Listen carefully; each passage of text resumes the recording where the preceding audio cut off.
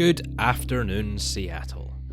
Welcome back to another episode of Le Freres Heureux.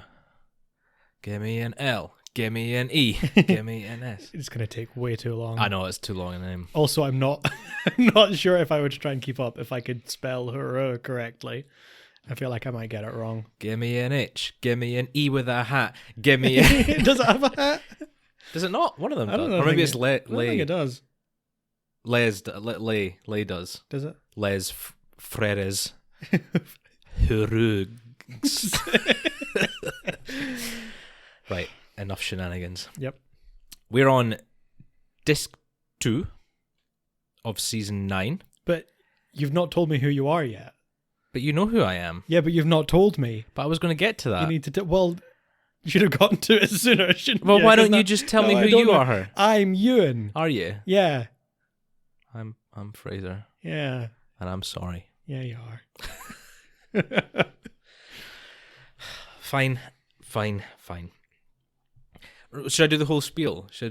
We're watching Frasier from the start again and giving our ratings. We've just got to give our names at the beginning in case people have forgotten. Do I? Yeah. Okay. Maybe you can do the intros from now on. Do you want me to do the intros? I feel like changing it up more than 3/4 of the way in would just... It would be funny. It would be funny, though. Lead to some confusion. Yeah, maybe. And that is how far in we are. We are 3/4 of the way. Second disc of season 9 of Frasier. We have got some episodes this disc. Yeah. The previous disc was definitely a better start. Mm-hmm. A good start to the season and a better average than the upcoming one, according to my ratings anyway. Very consistent and about. Yeah. It was either average or slightly above average, depending on which one of us you asked. Yeah. This one I don't think is as good. It's a bit more mixed.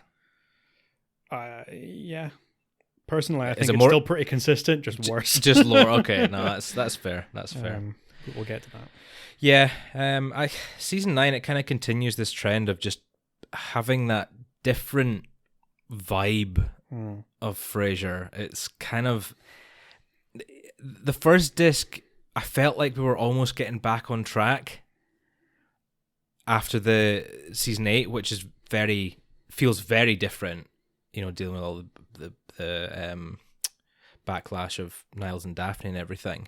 And then season 9, the start of season 9, you're kind of like, oh, we're getting back to sort of classic. What do you call them? I did this before. I wanted to call it Monster of the Week episodes. Yeah, because that's what the X-Files one-offs are called. Yeah. What's the? They're episodic. They're nice episodic, and just single distinct episodes. Plot. They're not. Yeah, there must be a name for plot. like a single one. Probably. I don't know. Yeah, you know what I mean though. Like the single episodes, and not really focusing on the overarching plot. And they were getting better, and then this disc just kind of started to hit a bit of a nosedive. I was like, oh well. Yeah. Shall we get stuck in? Any housekeeping for this week? I don't think so. No.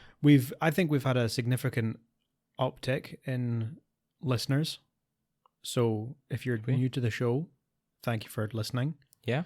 We mentioned in the last episode that we just hit 7,500 and we're now almost 8,500 already. So significant speed. That 10,000 goal for the end of the series is looking... It's getting closer and very closer. Reasonable. Yeah. And your little Halloween campaign, I think, has drawn a bit of attention as well. Maybe a little bit. It's, yeah.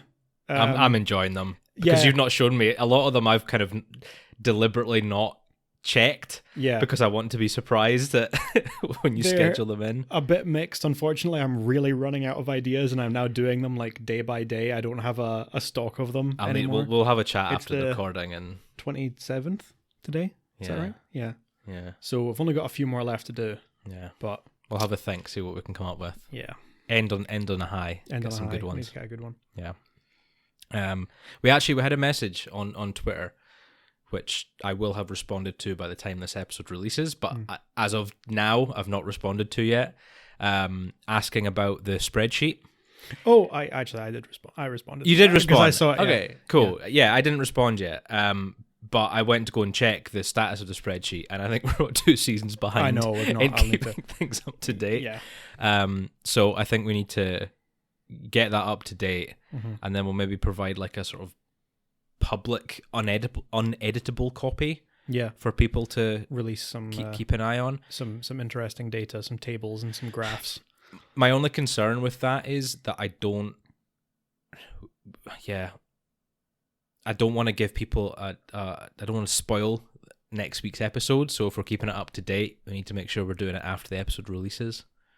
If you see what I mean. Yeah. No, I don't think I would want to put it out. I think we might just wait until the end. Not that people probably care no, that much. I'm sure anyone that's listening already has watched the show, and they probably have their own opinion on what we're ranking it. So, but it might be fun for some people to see how things sort of tie up, the average scores, what we think of things. Even like I'm very interested to see how it. You added stuff like guest stars and that, yeah, which is pretty cool. It's just a nice little table. One thing I tried to get my little data science brain out from university and tried to figure out like where. Like the average scores for each director, which is slightly more complicated because you've got multiple directors or multiple writers in a single episode, and then it's just there's not really an easy way to do it. Do you split that score? If there's 3 directors, do you divide it by 3 or? No, just you would need to count it separately into each director or writer's total. Right, okay. Yeah, I can see why that might be tricky. We'll see. We'll figure something out. And as we keep saying along the way, we will, once we've finished the discs and reviewing all the episodes, we'll probably have a final summary and chat, and we'll go over the scores and get some nice graphs. I'm looking forward to the graphs. I'm expecting nothing but the best graphs. Yeah. Yep. Cool. Right, we've rambled enough. Let's get started. Bla-Z-Boy. First episode on the disc. Bla-Z-Boy. Frasier and Martin's anniversary. Been 8 years of them living together, as Niles points out when they're having breakfast one morning. And Frasier doesn't take that particularly well. Yeah. Maybe a bit of an understatement. Martin seems to take it in his stride. He's joking about it and having a laugh, and Frasier just he loses it a little bit. He loses his cool definitely, and takes it out on Martin mostly. Just sort of little gripes, the two of them getting into arguments, and it's nothing we've not seen before. It's just sort of little things, up until Martin has a little accident on the carpet. Yeah, well, yeah. all over the Berber carpet. When he's oiling his chair, spurts oil all over this gorgeous cream carpet.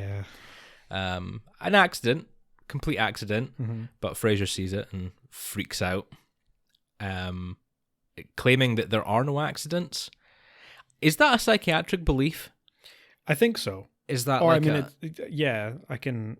it's at least what some people would think of as a psychiatric belief. So accidents are just like unconscious. Everything that you do, even unintentionally, is like a product of your own subconscious.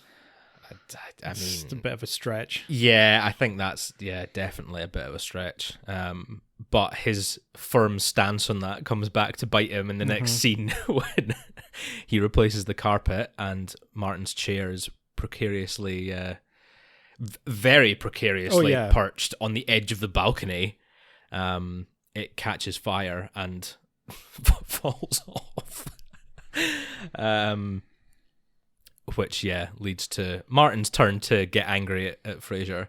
And of course, it was an accident, just doesn't fly anymore because there are no accidents. There are no accidents. I feel so sorry for Martin. This is the second time his chair's been gotten rid of. Yeah, gotten rid of. This time not just lost. It's properly like destroyed. It's done. Yeah. Almost crushes Eddie. It does almost crush Eddie. I'd be very sad if it crushed Eddie. Yeah. I think Martin would be very sad if it crushed Eddie. Martin probably would have killed Frasier. I think he might have. Yeah. But it all works out in the end because Martin decides to take the high road and purchase a nice new chair for Frasier that fits his fancy aesthetic in the apartment. But Frasier's also had the same idea that he wants to take the high road, so he recreates Martin's chair. What is it he says? He tracked down the original manufacturer, and once I got them to admit that they made it in the first place, I got them to recreate it. Yeah. Yeah, obviously everyone wants to forget that chair was made, that design. It looks like a comfy chair. It looks so comfortable. It looks so like good. I wouldn't care that the texture, the pattern, the fabric is a bit kind of, it's not a very pleasant color. Yeah, it's a bit, and it's vomit colored. Yeah. But man, it looks comfy. Yeah. So not the original chair, but Martin does eventually get the exact same chair, painfully recreated by Frasier. Yeah. And they kind of, that's their reconciliation, I suppose. I said before, it's nothing.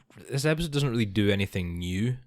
No. With the sort of Frasier Martin butting heads, it's something we see a lot. Usually as maybe a bit of a subplot or as like a lead in to something else, as part of something bigger. Yeah, something like Dial M for Martin. You know, it kicks off with them bickering a lot, you know, but then kind of leads into a different plot line where this is just the entire plot line. Yeah, this is the plot. But it's not bad by any means. I think it's a fairly decent episode. I think it's all right. Yeah, it's a bit mixed because I always get frustrated and kind of don't enjoy the episode as much if the plot is just about Frasier being an ass. Which is a lot of what this episode is. He can't handle the fact that he has a more significant relationship with his father than he does with any woman. And for some reason decides to take it out on Martin. Yeah. Which seems pretty unreasonable. For someone that's a psychiatrist, you'd expect him to be a bit more in touch with his emotions. I mean, that could be the whole show, man. That's the mantra of the whole show. That is the mantra for the whole show. That's the new tagline. Yeah. But yeah, overall, it leans into a lot of really good dialogue, I think, especially from Martin. I think he's really funny in this episode. He's sort of continually poking fun at Frasier for being wound up about their anniversary. Yeah. And then, all the stuff with the chair. Yeah. If you don't like it, you can just set it on fire and throw it off the balcony. Yeah. No, it's a decent episode. We get a wee bit of Niles and Daphne on the side as well. Niles takes up teaching piano to Daphne, and eventually Roz as well. Daphne can't quite get the hang of things, and we find out that she actually took piano lessons before, but her piano teacher is no longer with us. Yes. Due to his own means. Because I find it really funny. This is kind of one of the quite dark jokes in Frasier. Really dark, yeah. Daphne was such a terrible pupil and she was the last one to see him alive. Turns out he was an unstable man, took his own life. Yeah. And Niles just has this he's like horrified look in his face. It's nice to see Roz getting good at it though. Yeah. I think it's quite sweet that she's wanted to learn as well and never got a chance. Yeah. There's actually an interesting little bit of trivia in this episode. Is there? To do relating to Niles playing the piano. So the episode opens, the thing that kicks off Daphne wanting to take piano lessons is that the episode opens with Niles sitting at the piano plinking away. And that's like kind of like as soon as the intro music stops, that's what we hear is Niles playing the piano. The piece of music that he's playing, which was the fourth movement from Schubert's 20th Piano Sonata, is the intro music for Wings. Really? It was used as the intro for Wings, which was also written by David Angel. And, well, a lot of the writers from Frasier also worked on Wings. It's part of the same universe, for anyone who doesn't realize that, who hasn't listened to our Frasier Cinematic Universe episode.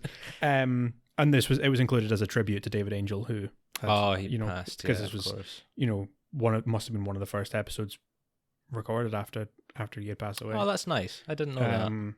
Yeah, so they included that as a little tribute. which I think is really nice. Yeah, that's very subtle. Very Frasier. It is. Very Frasier. Yeah. So, overall, what do you think?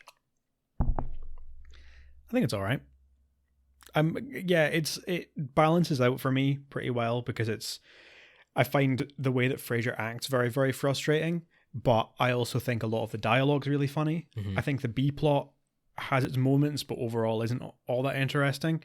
So it kind of just falls in the middle. Yeah. Like a lot of episodes are starting to do around this time. It's not bad, especially not by the standards of a lot of other sitcoms. It's just not as exceptional writing as we've seen in earlier episodes, and it's not as amazing a plot as we've seen either. It's kind of just fine. Just kind of fine. So it's a 3. 3 for me. Yeah, I ranked it the same. For similar reasons, I suppose. I think it starts off quite slow. I think the balance more comes from the first and second sort of half of the episode. Yeah. I think it takes quite a while to build up, but basically the scene once Martin spills the oil, I think that's when it really kicks off. Yeah. You get the scene with him shooting Frasier with the oil as well. Yeah. And then with the chair falling off the balcony, and then the final bit of dialogue on Daphne's piano lessons. I think the payoff there is really funny. Yeah. So I think the balance for me is more like first and second half, I guess. Yeah. Before and after the ad break. Yeah, no, that's true. Yeah. I think is probably my balance on this one. Now, a question for you. You might know. You might have written it down. I don't know. When Frasier replaces his carpet. Oh, right. Oh, God. When Frasier replaces his carpet, he upgrades from one shade, one tone to another. Yeah. And he and Niles have this great little piece of dialogue where they go through the shades of sort of cream together. Yeah. What was the colour that Frasier upgrades to? And what is the order that Frasier and Niles list the other colours? Oh, he upgrades to harvest wheat. Is that right? Is that the one that he upgrades to, or is that the one that Niles thinks he's upgrading to? Yes. Yes. So the order is, I kind of vaguely remember, it's tofu, putty, then there's one or two in the middle, and then it's harvest wheat, and then it's buff, right? Yep. I can't remember what the two in the middle. No. I can just remember those 4. Oh, that's not bad though. 4 out of 6. It's tofu, putty, oatmeal, almond, harvest wheat, buff. Right. Okay. Yeah, that's not bad though. It's more than I would have remembered, to be fair. I don't know why I remember tofu and putty. It's just because those are terrible names for carpet. It's really funny though. But that's that little scene, just the two of them saying it in sync. Yeah, it's just so it's just so them. It's it's wild. Yeah, love it. Cool. Don't think we've got any guest stars in this episode. Not in this one. Nope. But it is balanced out. We've got a bunch. We've got a few in the next one. Remember that. The next episode being the 200th. 2000th show. Well, it's the 200th episode of Frasier. Yeah, but the episode's called the 200th. Oh, so it is. I thought it was called the 2000th. The 200th. I know where I'm at. You know where you're at. I copied these off the internet. I don't know where I'm at. I thought it was the 2000th. It is the 2000th episode of the Frasier Crane Show in universe. But it is the 200th episode of Frasier. And the episode is called the 200th. Yeah. It's another celebratory episode, I guess. It focuses around the fact that it's Frasier's 2000th episode of his show at KACL. We've got plenty of guest stars. We've got Bill Gates makes an appearance at the start as a guest star, and then we've got a number of guest callers, which I'll let you do at the end. It's not quite as celebratory as the 100th episode. I find I always compare the two, and I think the 100th episode definitely has that celebratory vibe. It feels like a special episode. Yeah. This doesn't. This just feels like another episode that happens to be the 200th, you know? Which is a real shame, because 200 episodes of any show that's a big milestone. And I just kind of wish they'd done a bit more with it. Yeah. So Frasier, being the massive nerd that he is, takes a copy of his show every single day, and he has them all lined up neatly in this huge cabinet. What was it Niall says? I thought that was a sweater cubby. Sweater cubby. And he's collecting them all.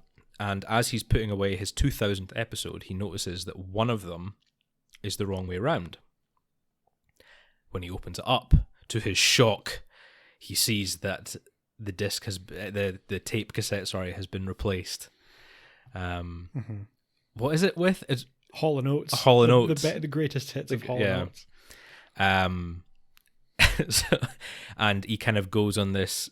Initially, he wants to figure out what's happened, and we find out that Daphne accidentally broke it when she was testing out her new boombox. The way she says boombox is so good. Boombox is very funny. And then he goes on this kind of crusade that he becomes obsessed with figuring out, with finding a new copy of that tape, that episode from, oh God, what's the number? I should have written the number down. That would have been a good question to ask. That would have been a good question. I want to say 800 and something. It's about 800, I think. I Yeah. can't remember. So he's on the air. He can't sleep at night. There's this great shot of him rolling over in his bed, and it's the light is shining through the window onto the exact spot where there's a missing tape. Yeah, it's really beautiful. Yeah. And eventually they find someone who is just as obsessed as Frasier to an unhealthy degree. Very unhealthy. With the Frasier Crane Show, and he has a copy of the tape. But ultimately, Frasier decides not to take it, and instead tries to help the guy, and then realizes, I don't want to become like him. I'm just gonna let it go, which is kind of a bittersweet ending almost. But yeah, the guy Tom, played by Adam Arkin. Who's a sitcom actor. I think he's been in a few things. He was in Chicago Hope not long before this. That was the hospital one. Yeah, right? I think so. I don't really know. But yeah, he was in Chicago Hope. He was also in Halloween H20, which is 98, so that was a couple of years before this. Okay. There you go. He was in Halloween H20. And yeah, it's son of Alan Arkin, which is why I always get his name confused. Yeah, because they're very similar. They're very, very similar. But yeah, he kind of plays this really creepy, obsessive fan. Creepy's maybe not the right word. I wouldn't say he's creepy. He's not like a kind of stalker type. He's just obsessed. Obsessive. It's yeah, just obsessive. Got, his window is plastered over with pictures of Frasier, and he's got all the memorabilia, and his posters, and he records all the shows and everything. He transcribes them. Oh yeah, that's right. I don't manually transcribe episodes of Frasier. I do have copies of transcriptions of episodes of Frasier. Is that as bad? No, that's not as bad. Oh man, do you think Tom has a podcast about Frasier, about Frasier's show? Maybe. If he's funny. still around, he might be out there somewhere talking about his love of Frasier with his brother. Mm-hmm. Who knows? That'd be something. But this is like obsession to the nth degree. This is next level stuff. There's a lot of, I hate the word, but like fandoms that I guess that I'm a part of and that I enjoy and I like to contribute to, but nowhere near that level. There's a big difference, I think, as well. Being obsessed with like having that level of obsession towards Star Wars probably wouldn't be nearly as big a deal. having that level of obsession towards a celebrity is probably what makes it quite so unhealthy, I think. Yeah. Being obsessed with the person as much as being obsessed with, or like a kind of a real person who's just doing a show where they're themselves. It's like a non-fiction thing. You know, I mean, you have plenty of people out there that are, you know, big Star Trek fans or... But then in saying that, I think there's... At the end of the day, as weird as it is, his obsession isn't as unhealthy as some people's obsessions. Oh, no. So you have people, like, there's the whole thing that's kind of coming out now with, like, parasocial relationships, where people are becoming not just obsessed, but, like, they believe that these celebrities, these, like, YouTube stars and whatever, are their friends, that they know them, that they deserve to be in relationships and stuff with them. That's like that's the next level. That's at least Tom is just accepting of he just has a love for this guy. He just loves Frasier Crane. He loves the show, he loves the celebrity, he collects all the stuff, but there's not really any implication that he's like a stalker or anything. I think Frasier even says, like, have you ever considered calling into the show, like, hint hint? And he says, like, no, why would I want to? So it's kind of, I guess, when you compare it to some obsessions, it's actually not that bad. No, it's not. Kind of putting it in perspective now. Yeah. Thinking about what some people are like.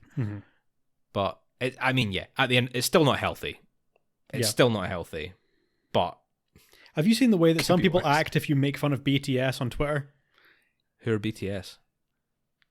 I don't know if you're doing that on purpose or not, but you might wind up getting us lynched if you're being serious.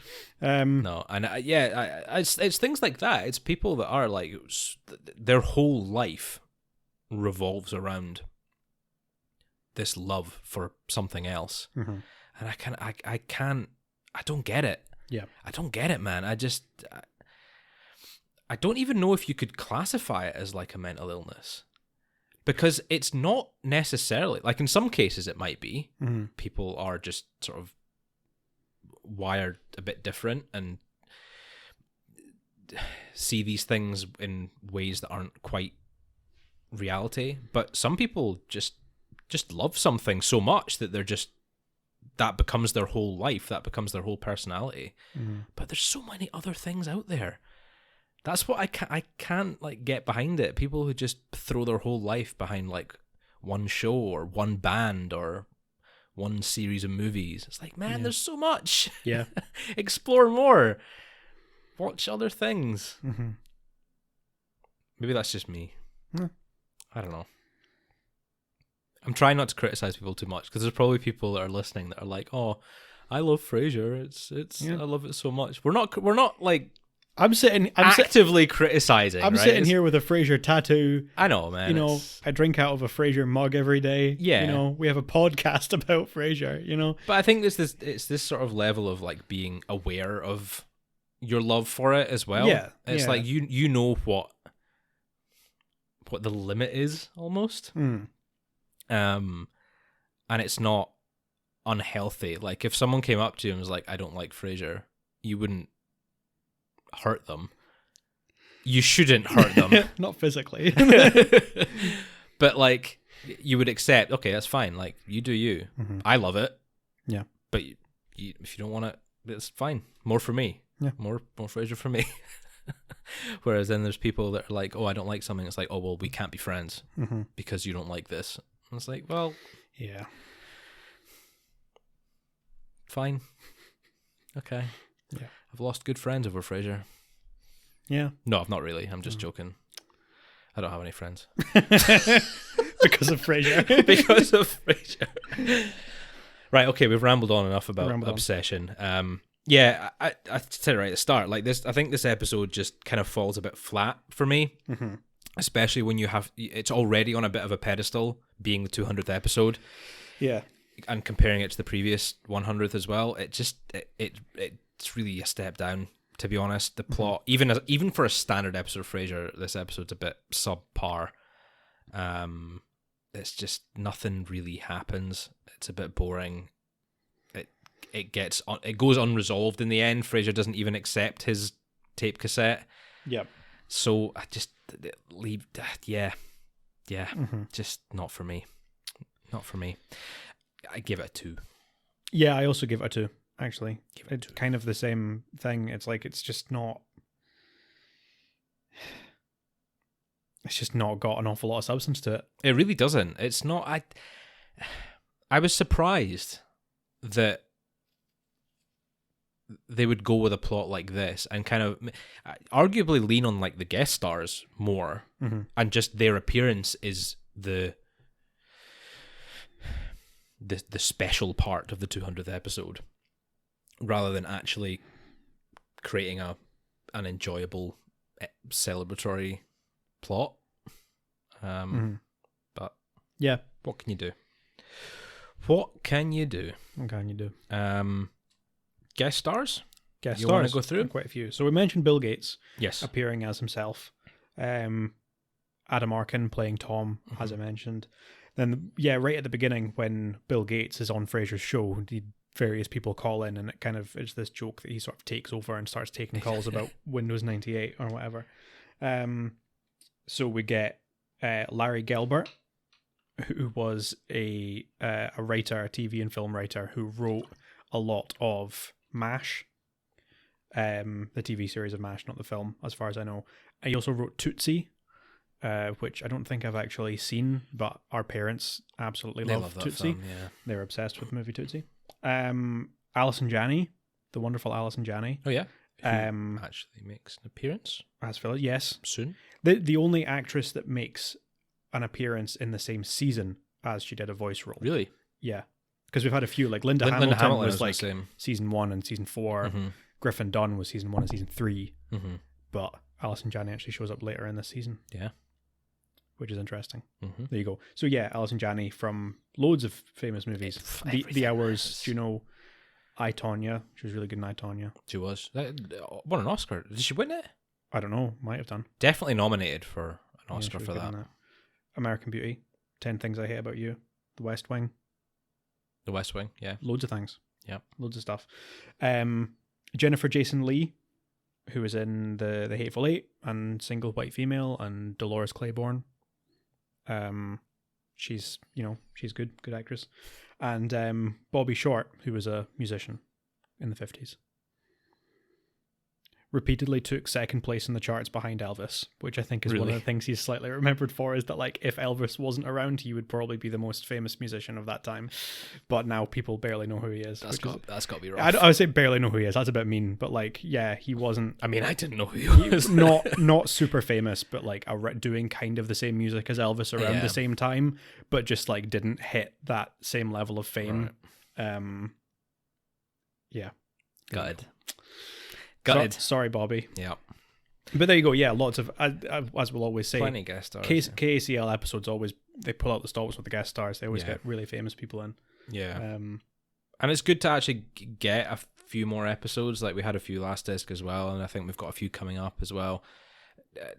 There was a while there where we were getting no guest callers. Yeah.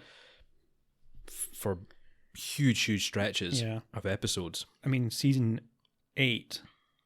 The very end of season 8, we didn't have the usual like thanks for listening screen with all the headshots like we usually do, and maybe it was because it was such a big cliffhanger. Not a cliffhanger. It was end of season 7. I think season 7, yeah. Maybe it was because it was such a big cliffhanger with the Daphne Niles stuff. But I think there's a good chance that it's just because they didn't have enough people to fill it out. They really didn't have. Possible. They only had maybe 4 or 5 across the whole season. Yeah.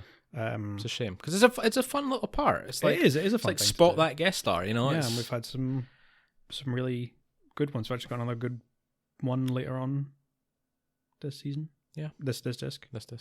Good. Yeah. Well, let's crack on with it then. Sharing Kirby is next up, as you can tell from the title. Yep, it's the return of Kirby. Who you might remember or may not remember as Lana Gardner, her son, whom Frasier tutored at the end of last season, in order to get a date with Claire, who he subsequently broke up with and lost everything. And that was a whole plot line. We spoke about it last week, remember? Yes. That was a great time. Are we talking to the audience or are we talking to me? Both. I don't know. I remember. Okay, good. Hopefully the audience does as well. We're not that boring. Yeah. Well, it depends how long ago you watched it. Or maybe this is your first episode listening and tuning in here. Yeah. You might not remember. So I'm just reminding people, just in case. It's customary. Very important. Yeah. And I forgot to tell everyone our names at the start, so I'm just making an extra effort to be extra memorable. Exactly. An extra remindery. Remindery. Exactly.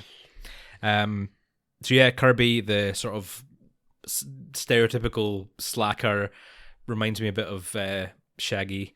Yeah. Played by the wonderful Brian Klugman, who is just phenomenal. He's one of my favorite guest stars in the show. He's just so great in it. He's just such a contrast to Frasier and Niles, I suppose, in this episode as well. He's just great. I want to be his friend. Yeah. I want to go for a beer with him. But in this episode, he's returns to Frasier's life, trying to capitalize on his friendship with Frasier and get an internship at KACL, which was already promised to. Is it Lucius? His name Lucius, yeah. The guy looked familiar. He looked familiar to me as well, and I looked him up. There's something. The one thing that I think I know him from is he was in Gilmore Girls. He had a recurring role in Gilmore Girls. Okay. And that might be what I know him from. Yeah, maybe. It might be what you know him from. Yeah, possibly. He looked very familiar. He was on the university the newsletter. Newspaper. Or yeah. Whatever. Yeah. He was in like 5 or 6 episodes. This is kind of like quite small part.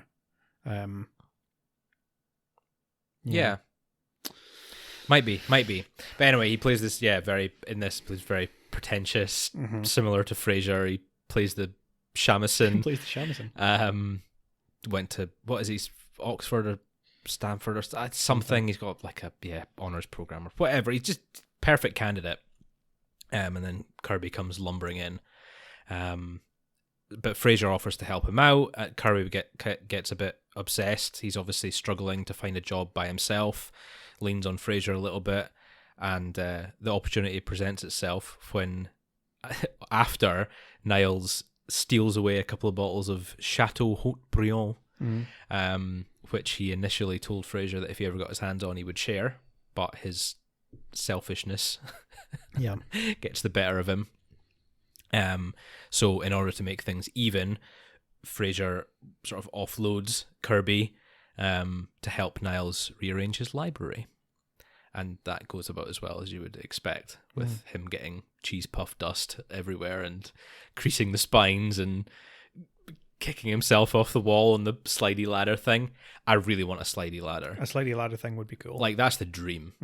A library with a slidey ladder. If I had a library that big, it wouldn't have any books in it. It would all be DVDs of horror movies. And of Frasier. And all Frasier. Oh man, they're doing a Blu-ray release of Frasier. I know. Have you seen this? HD release. I'm very excited. The memes that I make are going to be crispy. They're finally going to be in HD. Yeah. Finally going to get HD memes. HD memes. That's what we've all been waiting for.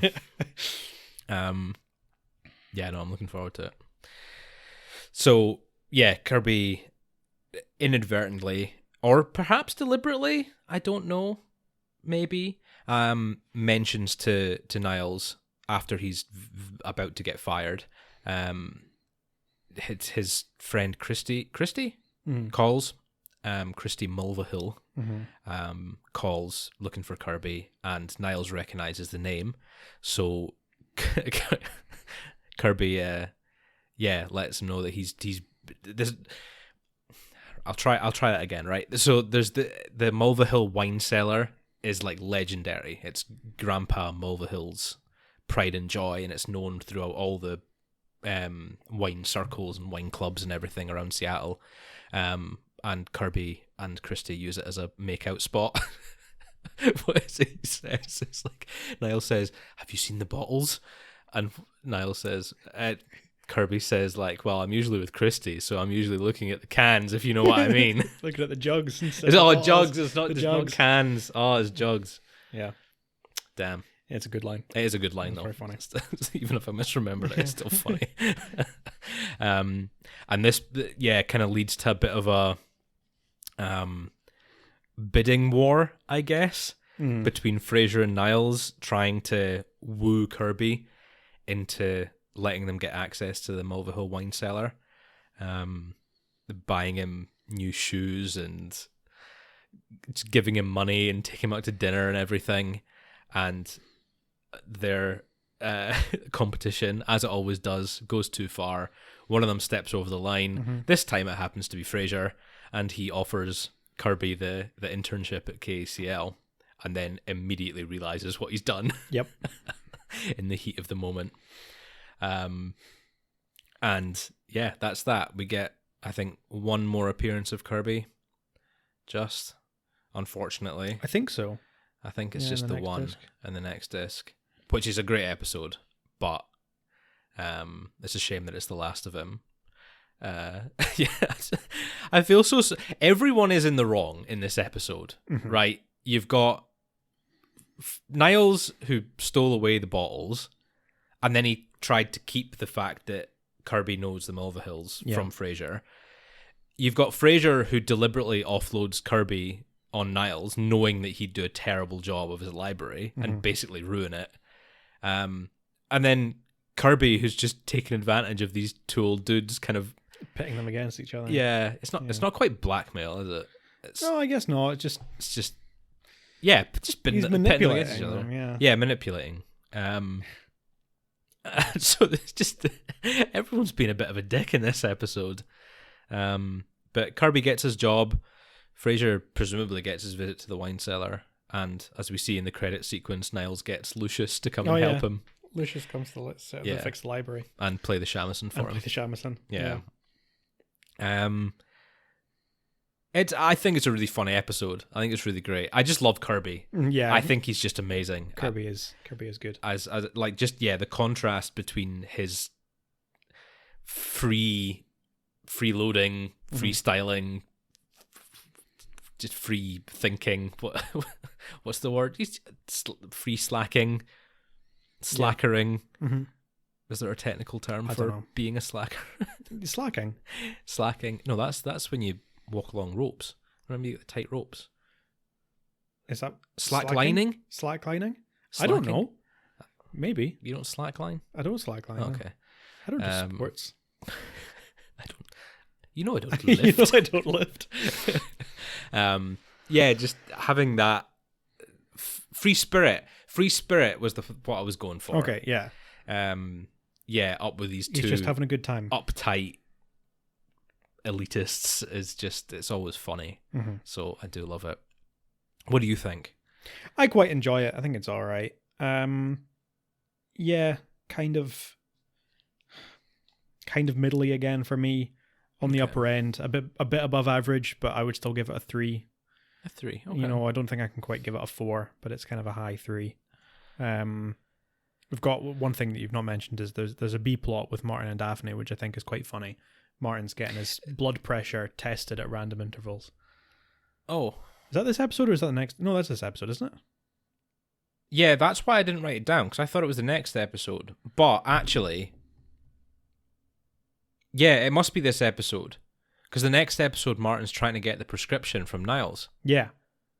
So it must be this episode. Yeah. You're right. Got a blood pressure cuff on. Sphygmomanometer. Sphygmomanometer. I think is what it's called. Yeah, maybe. I might be thinking of something else, but I think that's what it's called. So he's got one of those blood pressure cuffs on, and it's getting tested at random times. So Frasier keeps telling him, like, you can't get angry, you have to sit, stay calm. So he's not allowed to watch sports because it'll rile him up too much. Yeah.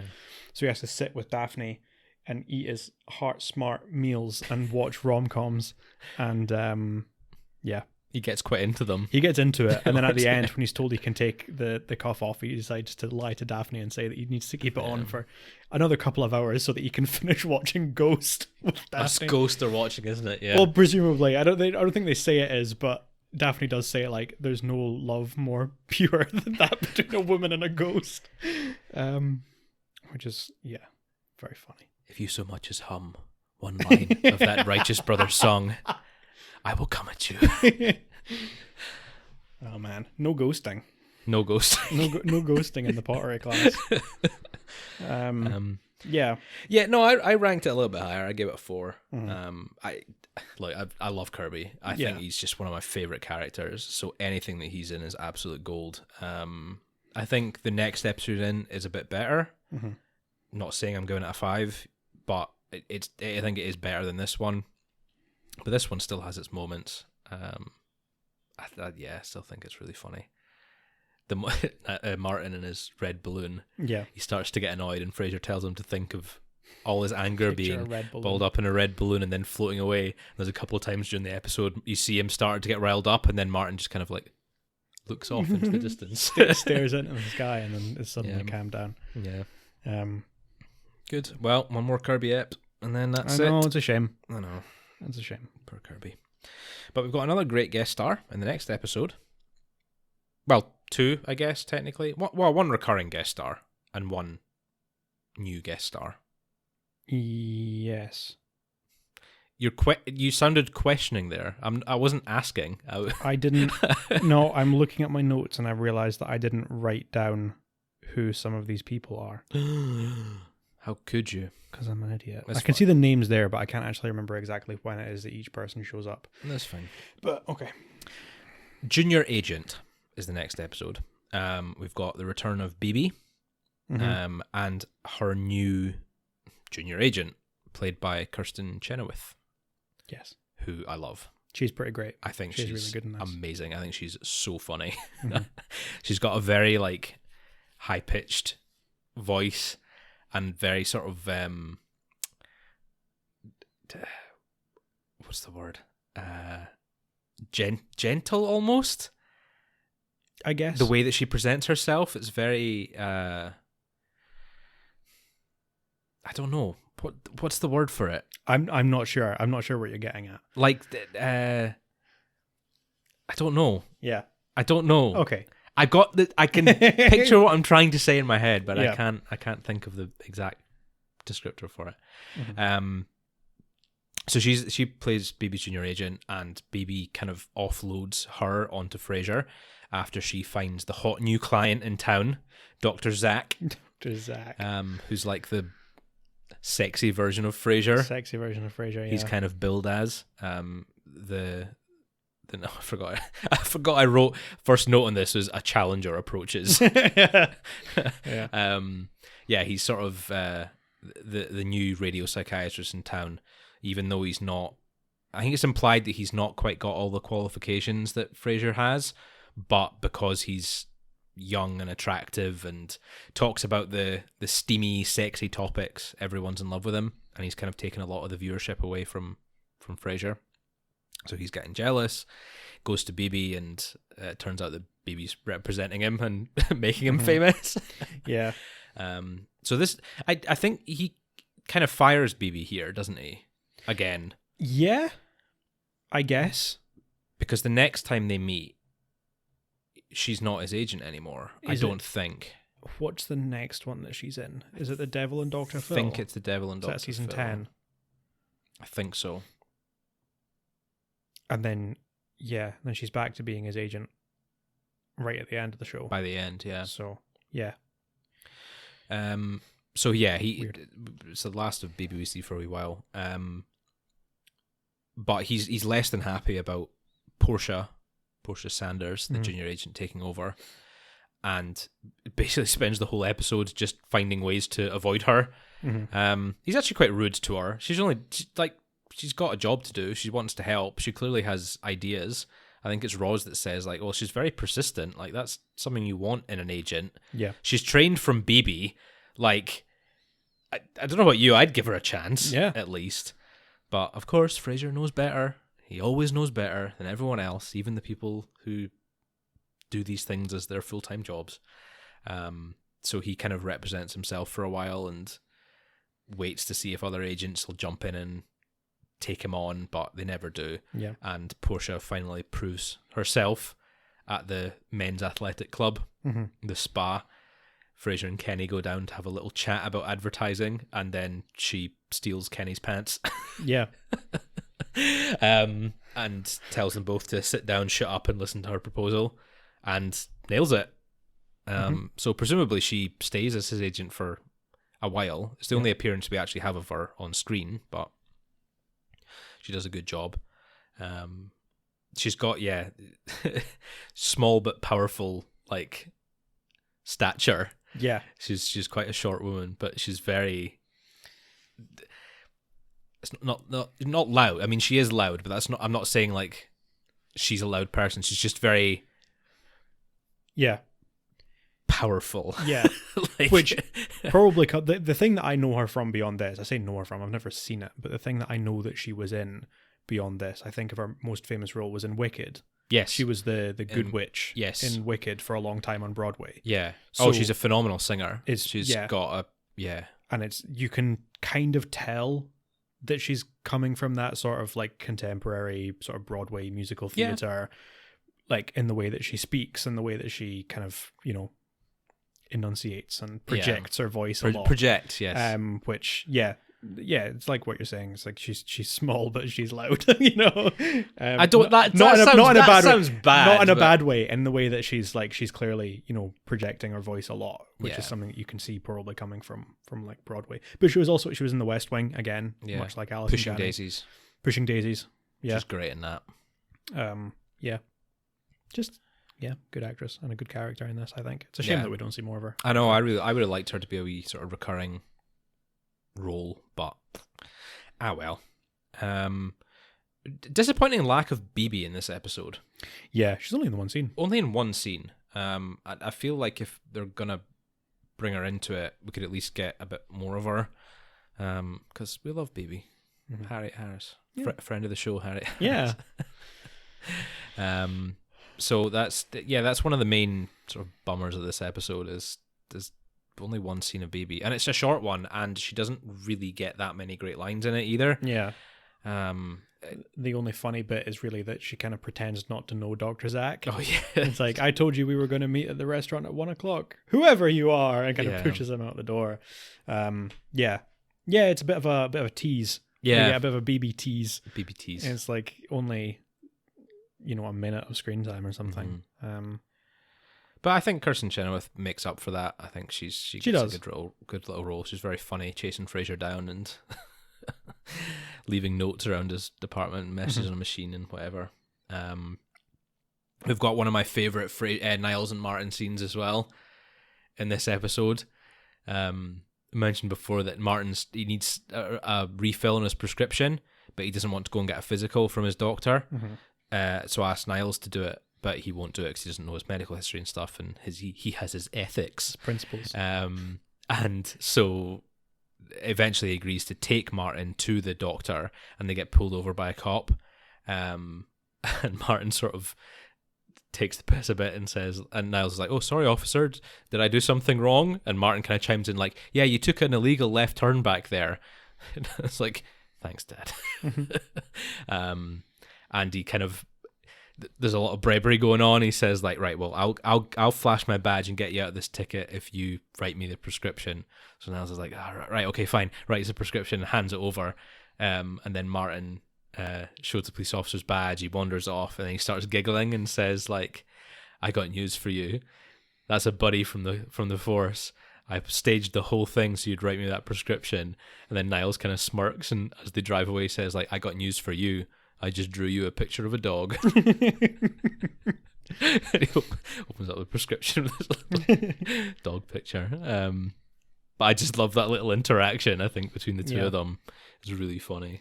I think it's funny that we know that Martin is much better at chess than Frasier, but I don't think he would be better at chess than Niles. No. I think Niles is one step ahead of Martin. He was every step of the way. Actually, there's a good that I think that would make a good like sort of bonus episode. Yeah. Martin and Niles playing chess. Yeah, I'd like to see that. I never thought of that before. Do you think Niles is better than them at chess? He's probably better than Frasier. Well, yeah, but I think I'm probably better than Frasier. Yeah, Woody in Cheers was better than Frasier. That was the... yeah. Okay, Junior Agent. What do you think? I like the B plot. I like Kristen Chenoweth. That's not about much else. it. Okay. So I give it a 2. Oh, unfortunately, it's a bit of a bummer, this one, because yeah, like we get a BB for only a short time, which if anything just makes it worse, because it's like I either want lots of BB or like none at all. Like don't just give me a little bit, because then I'm just going to get annoyed. Don't that I'm BB not tease. Yeah, don't tease me, because then I'm just going to be annoyed that I'm not getting more. Yeah, it's just, and I don't think there's really that much that's like funny about the plot. Like I think, Portia's a good little guest character, but it doesn't really lend to any particularly funny bits, I don't think. I like the scene where she comes into KCL and Rose kind of mucks her about, sitting or when Frasier's hiding under the desk. Says like, oh, well, he's not here at the moment, we're running the best of Crane. She's like, well, we can hear his voice. I think that's really funny. But I don't disagree. It's not the funniest of episodes, but I think Kirsten Chenoweth's really good. The B plot, that scene with Niles and Martin. But I think there's a couple of funny little bits of dialogue throughout justify more than a 2. No, I give it a 2. Well, I gave it a 3. Well, there you go. So that's fine. I can justify it slightly higher in my head. Yeah. Cool. Do you want to go over the guest stars? Can you? Yeah. So Kristen Chenoweth, like we've been talking about. There's also Pat Boone, who's a singer. Pat Boone. Pat Boone. And also Cherry Jones, the actress, who was in a couple of M. Night Shyamalan films. She was in 24 as well. She played the president in 24. I think in like the later seasons. I don't think I've got to that season yet. I watched the first few seasons of 24, but got bored. Yeah, I've seen season 1, 2, and 6 for some reason. Okay. The one that's got Alexander Siddig in it. Anyway, yeah. But she was the cop in Signs. The sheriff, or whatever she is. It's been so long since I've seen Signs. Her, Cherry Jones. Okay. I didn't write down the name of the character that she plays, because I think it's right at the beginning you hear an excerpt from Dr. Zach. Oh, and I that's think it's right. her that's calling into Dr. Zach rather than her calling into right. Frasier, so it's not really a particularly memorable guest spot, unfortunately. Yeah. But yeah, that was her. Cool. I will bash on then. Bully for Martin is the next episode. Kind of a sequel to the return of Martin Crane. He's back working in security. He's doing security job in this big office building, I guess. And isn't getting along with his boss very well. Yeah. Which I think is something most people can relate to at some point or another. Not at the moment, because I know our boss sometimes listens to the podcast. Yeah. So we love our boss. Yeah. Give me a damn raise. No. But I think that's something a lot of people have dealt with. So probably, I think it is quite relatable. Having a boss that sort of has this unjustified hatred towards you just because they don't like you, and they have this power. I have in the past dealt with my fair share of terrible bosses. Yeah. It's not a nice situation to be in, and I think it's made even kind of sadder because Martin's such an innocent character in this. He wants to do his job. He's looking forward to sort of coming out of retirement and going back to work. And he's got this Rick, who's just stomping all over his fun and his joy and making his life hell. Yeah, the things that he's picking at is Martin making an effort more in his job. He's working harder than other people are. Yeah. And that's why he's getting singled out, which is extra frustrating. It's like, going to fix one of the cameras is broken or pointing the wrong way or something, and he goes to fix it, and that's what he gets in trouble for. Or showing up early to work in order to go and, get a head start, and Rich starts making fun of him for it, and it is a shame, and I think it's just even sadder knowing that it's happening to Martin. But not to worry, because Frasier sets out to do something about it. Yeah, no way that could go wrong, no, and make things 10 times worse. Yeah, of course it does. It's just, this is another classic Frasier episode. not like a classic Frasier episode. It's like a classic Frasier episode. Yeah, you know what I mean. Yeah, yeah, I get you. The episodes that make you go classic Frasier, but not in like a funny way, in like a I hate you way. Yeah, cool. You're with me. I'm picking up what you're laying down. Good stuff. Most of the episode is him trying to find a way to, first of all, make Martin stand up for himself, and then go behind his back, and he goes, Rich's son is the owner of the building, or owner of the company, so he goes directly to him and complains about his dad's behaviour, and it makes things so much worse for Martin, and eventually he and Niles go and confront Rich, but then get scared and hide in the cupboard, to which Martin and Rich finally start to get along because their kids are always intruding in their life. Yeah. And they tease Frasier and Niles by just leaving them in the cupboard all night, which is what they deserve. Mm-hmm. Well, I mean, Frasier deserves it more than Niles. Yeah. He just kind of got dragged along. But it's, yeah. I think I've made my feelings clear on episodes like this where characters are getting bullied. They don't stand up for each other. We've had, like, I Hate Frasier Crane, like Dr. Nora.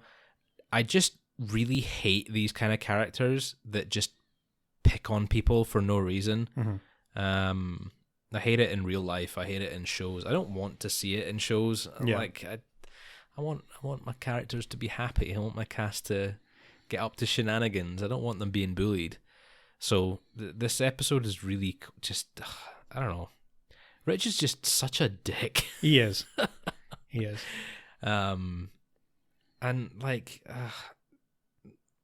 yeah, it's really heartbreaking. There's a bit sort of halfway through when Martin kind of says that, look, I've dealt with these kind of guys before. If you just keep your head down, ignore them, eventually they get bored and give up, which I think is sometimes fair advice for like bullies and stuff. Mm-hmm.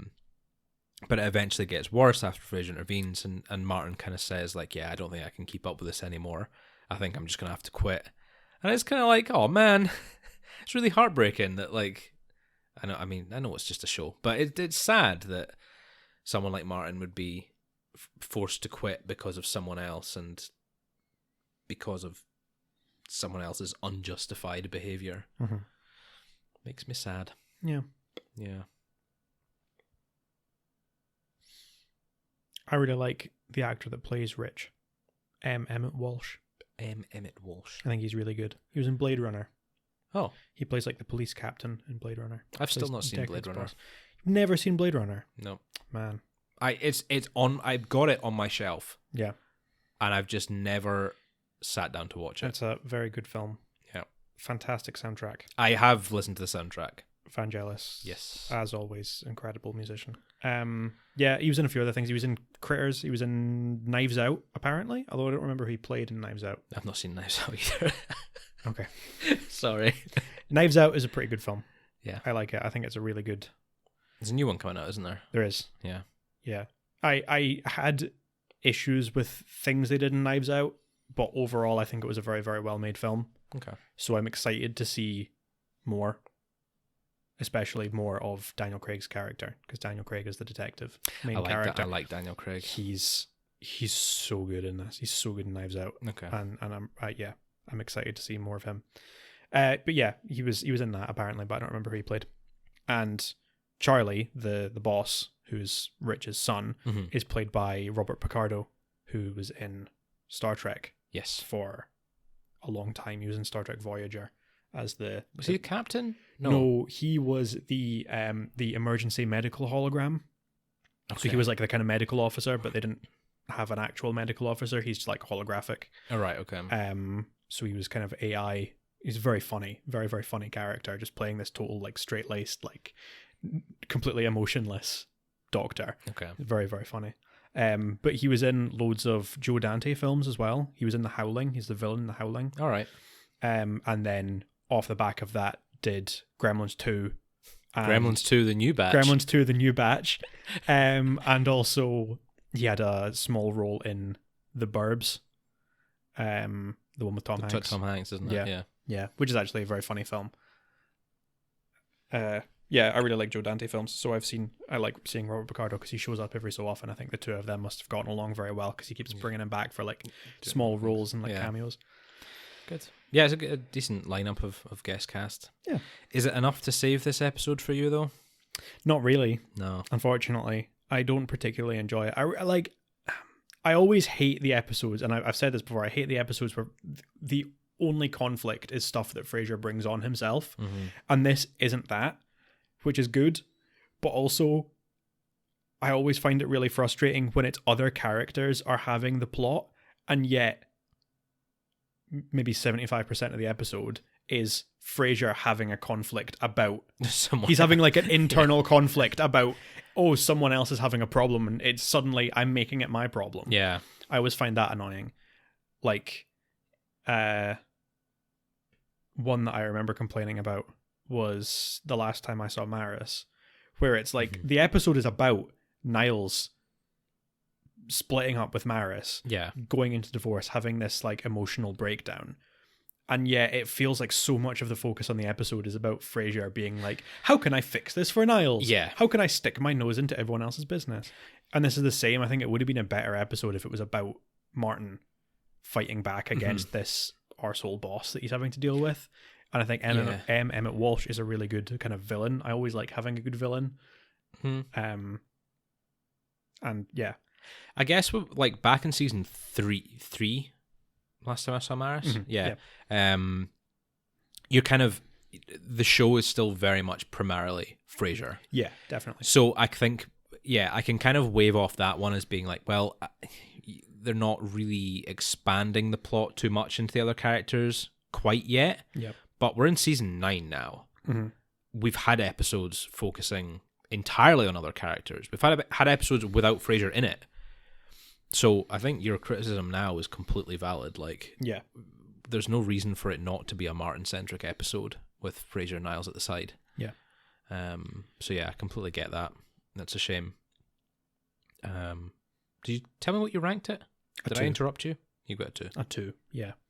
There is actually a little... So, ages and ages ago, I say ages and ages, maybe about 6 months ago or so, one of our listeners, Angie, much appreciated, always sends us very nice messages,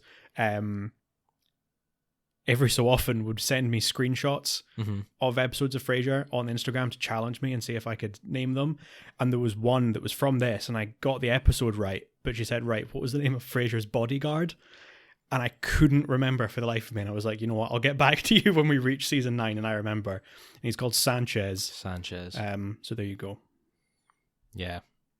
Shout out to Angie for making me look out for Sanchez. Yeah.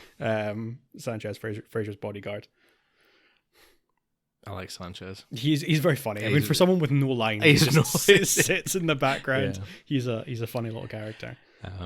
I agree with you. I give it a 2 as well. It's I've been over it. I don't like bullies. I don't like that being the center of a plot. And I especially don't like when they don't get their comeuppance. I hate when it's like this episode where they just kind of tie it off in the end and be like, aha, they're friends now, as if that somehow excuses their behavior. I really hate that. It's such a bad trope, and it's something that crops up in other places as well. I really can't stand it. Yeah. So yeah, this episode's not great, especially off the back of Return of Martin Crane, which is a really strong episode. Yeah, much better.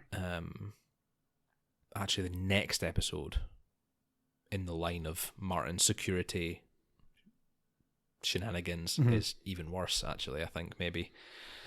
Which one are you thinking of? Are you thinking of the Christmas one? Yeah. Yeah. Is that next disc? That's season 10. Is that season 10? Okay.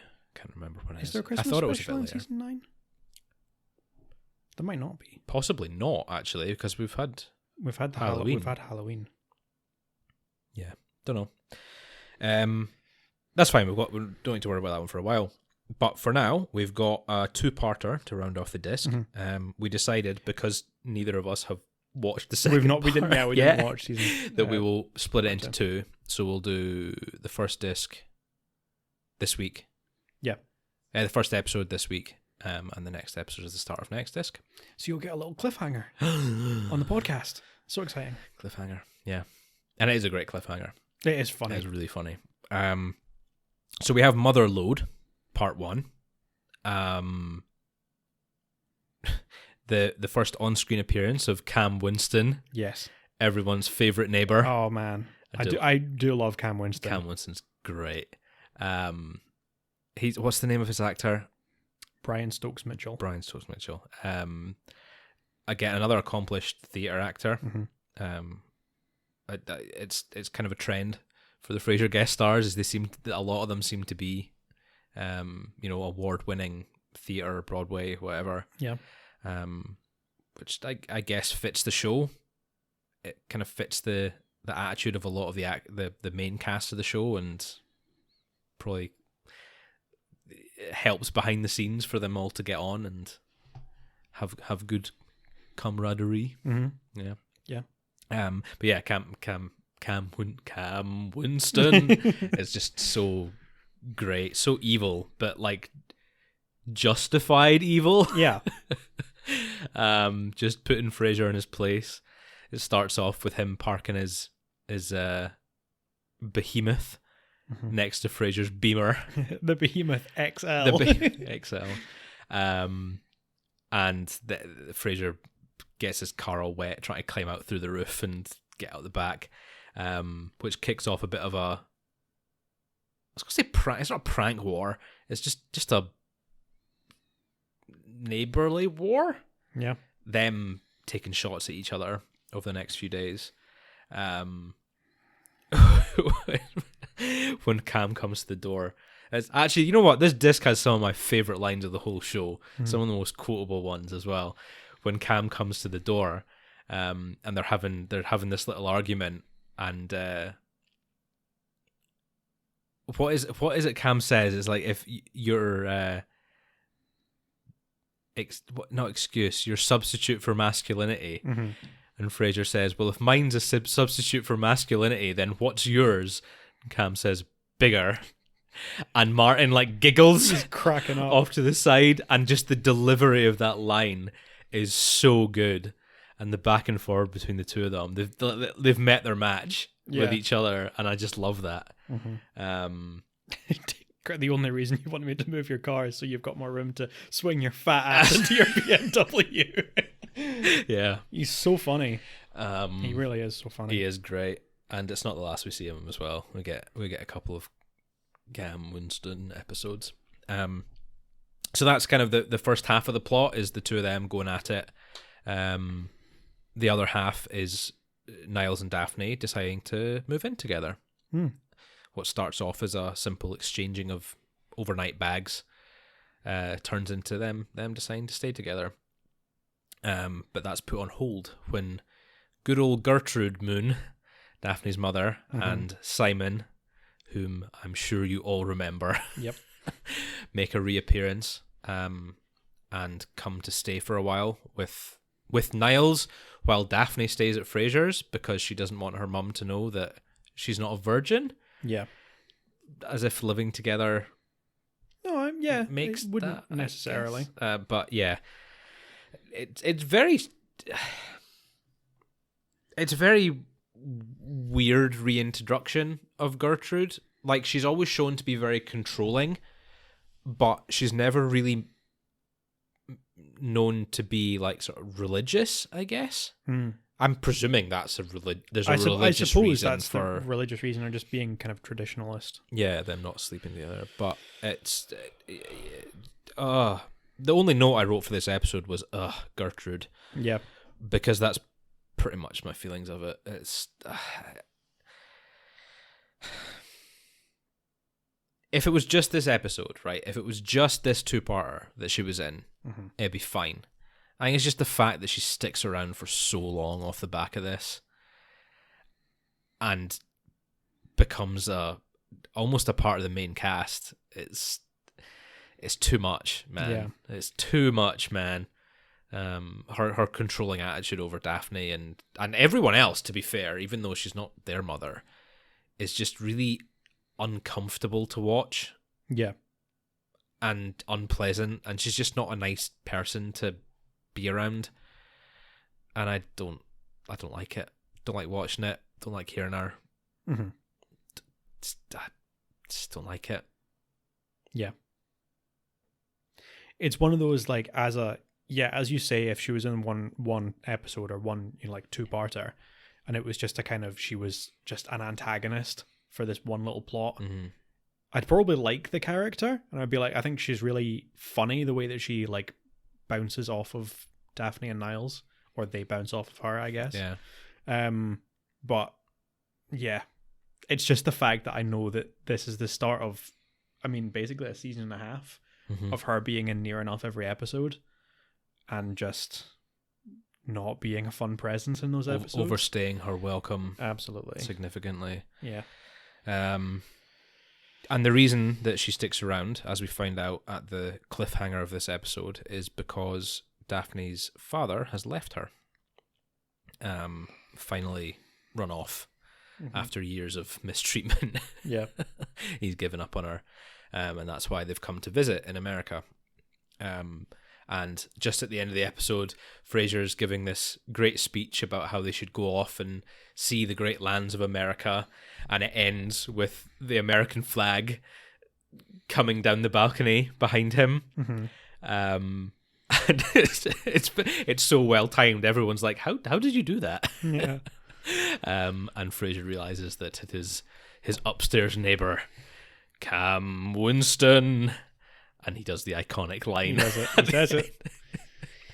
And that leads into the cliffhanger and into the second episode, where the war will continue and Gertrude will stick around. Unfortunately. Yeah. One of those things is a good thing, but one of them isn't. Yeah. Cam Winston, great guest star. Great little antagonist, I guess, for Frasier. Yeah. He's kind of that level of fun that you enjoy seeing. Yeah. When Frasier's met his match, he gives as good as he gets, and the fact that everyone else kind of sides with him as well. Yeah. A lot of the time. Yeah. Is really funny. Because he's Frasier, but better. Kind of more reasonable. Yeah. The antagonists we've had in the past has been like Derek Mann is just like being an arsehole and then threatening Frasier physically. Yeah. Or we've had like I can't remember his name, the guy from the Crucible, the gallery owner, Philip Hayson. Yes. Is just kind of like smarmy and sleazy, and he just kind of cons Frasier, and I think we get a few other characters like that, where the antagonistic force is like totally different from Frasier, whereas Cam is exactly like Frasier, but smarter, and just outsmarts him and outwits him, and like has these perfect comebacks to everything, and and I enjoy seeing that, especially considering Frasier's the one that starts it, basically, because he wasn't invited to Cam's Christmas party and calls the police on him. Yeah, he was the only one that wasn't invited. So arguably it was Cam that started. Could be a deliberate snub, as like I'm not inviting you because I want to piss you off. Or maybe... I think it did start with the cars, did it not? Is there not a mention in the Fight Before Christmas about the fact that Cam keeps parking his car too close to Frasier's Beamer? Is that when that line is? Oh, yeah. So maybe that's how it started. Right. But this is just the first time we see it on screen. Yeah. Who knows? They're both equally to blame. Yeah, maybe. But as you say, Cam's smarter, so he's going to win. No, he's a really great guest star, and just the complete opposite level of enjoyment from watching Gertrude and Simon come back, to be honest. I think their time was done, and I think we could have done without them. I'm not really sure what the logic was in including them and bringing them back as recurring characters. I have no idea. I have no idea why they thought it was a good idea, but they did, and we have to suffer through it, unfortunately. Mm-hmm. Oh well. What do you think of the first part of Motherlode? I gave it a 2. Okay. Because, it's pretty much all Gertrude and Simon. Yep. Which just makes it unpleasant to watch. Sure is. Unfortunately, Cam, as wonderful as he is, doesn't bring it back up. I think there's a couple of bits with... There's a bit at the end when Niles is getting a pillow for Gertrude's head. Oh, yeah. And he like, I don't know if he's going to smother her, but he like holds the pillow back to hit her at one point as well. And I think that's the one good thing that comes out of that whole half of the story. It's just, No, I agree. I give it a 2 as well. I think Cam's side of the story, the Cam War, I don't know what we're going to call it, is a great little side plot. And I think that in itself is possibly justified of like a 2-parter if they played it right. But just the fact that you've got the other side of the coin with Daphne's family, and they're just so insufferable. And I know that's the point.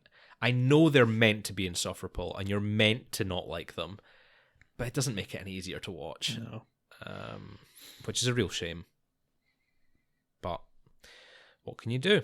Yeah. We'll see if the second half of the episode marks any improvement. I don't know if it will. I don't think it will. I can't really remember. I think there's a much stronger Cam Winston episode later. Yes. That isn't dragged down with this, and I'm very much looking forward to that. That is a good episode, actually. I really enjoy that. Yeah. But the resolution of this plot with Cam, I don't necessarily find all that good. Mm-hmm. Well, I mean, I don't really remember it that well either. Yeah, we need to watch it. We'll save that for next week. Save that for next week. Now, I don't think we've got any guest stars in this episode, do we? No, beyond Brian Stokes Mitchell as Cam and Simon and Gertrude back again. Cool. I did forget to mention that there is a guest caller in Believer Martin, because I mentioned the in-person guest stars, but we also have a call from Andy Garcia. Oh.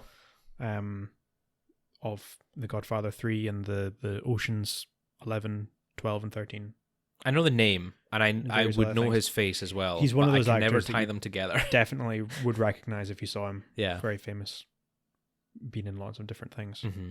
I really enjoy the Oceans films. The Oceans 11 and... Well, I don't really remember liking 13 that much, but Oceans 11 and 12 I think are really good. And he's really good in them. They're kind of fun, I guess. Yeah. They're all right. I enjoy them. Yeah. Cool. Well, that's disc 2. I've not kept an eye on the timer. I don't know how far we're at. We've still got highlights to do. Oh, we're actually... That's fine. Bang on. We're not bad. Time, we're doing all right. Yeah, highlights for this disc. Disc 2. What do you think? Oh, I have absolutely no idea. I'm afraid. Oh boy. I'm probably going to have to give it to Robert Picardo as Charlie Kochner. Really? I really like him as a little guest star. I think he's very funny, and Sanchez as well. And kind of that setup of like the little. It's not like that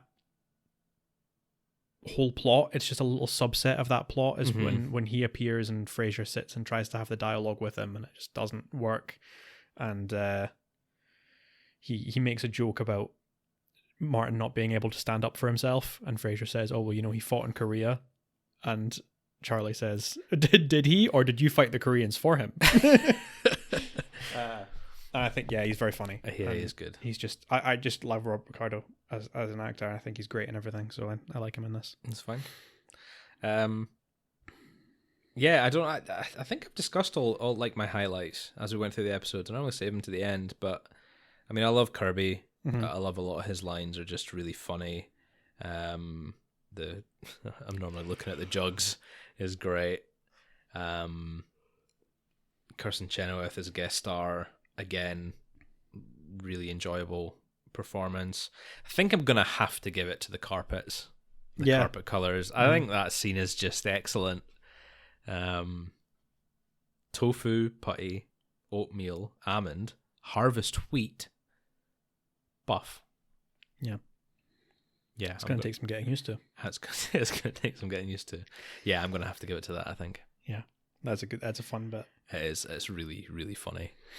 It's like just quintessential Frasier Niles banter. Oh yeah. Yeah. It's like absolutely defines the two of them, you know. Yeah. Cool. Well, that's us for another week. More than a week. Mm-hmm. Our next recording session is not for a wee while yet, I suppose. Yeah. Well, I mean, not like ages, just no more than the standard week that we normally take. Yeah. Yup. Do you have any exciting plans for Halloween? Halloween's coming up. Going to a gig. Yeah. Yes. That'll be fun. I'm going to dance the night away. I don't have a costume though. Do you not have a costume? No, normally these kind of gigs get very hot and sweaty, and the idea of a costume on top of that just seems like a very bad idea. Are you going anywhere? You getting dressed up? I have a couple of different parties. I actually have events Friday, Saturday, Sunday, and Monday. Okay. I'm being uncharacteristically sociable this Halloween. Have you got a different costume for every night? I don't. I thought about it, but then I thought I couldn't do 4. Okay. At least 2? No, just 1. Just 1? All just 4 one. nights? Just 1, yeah. Better not spill anything on it. I know. I'll have to not. I'll have to be careful. Well, enjoy your Halloween. I will. And to you dear listeners at home, enjoy your Halloween as well. Mm-hmm. Be spooky. Don't eat too many candies. Don't make your tummy sore. Right, this episode will be coming out after Halloween. This episode will be coming out on like the 3rd of November. I hope you enjoyed your Halloween. I hope you had a good Halloween. I hope you didn't eat too many candies. I hope your tummy wasn't sore. Have a good Guy Fawkes night. That's coming up. All Saints Day, man. What? No, that's November 1st, is it not? Did you see recently? Sorry, this is totally off topic. I just think it's absolutely hilarious. The other day, who's that? Oh God, who's the Tory MP? The one that everyone, the really old posh one that talks about nanny's marmalade. Jacob Rees-Mogg. Jacob Rees-Mogg. He resigned recently. Yes. And he dated the top of his resignation letter, but he didn't write the actual date. He wrote St. Cribbin's Day. Oh yeah. Which is like the 25th of October or whatever, and he dated the letter St. Cribbin's Day. That's so funny. Not intentionally. He's doing it because he's a pretentious knobhead, but evening, Aunt Helga. Is it St. Swithin's Day already? Kippers for breakfast, Aunt Helga. Man. Yeah. Oh God, our country's just... Oh, it's having a time. It's having a crisis. It's having a great time. That's why we stick our heads into Frasier to forget about the world. Hey, exciting. We've only got 2 more prime ministers until Christmas. Oh boy. We do have fun, don't we? Not much. Right. Have a great day, everyone. Good mental health, and thank you for listening.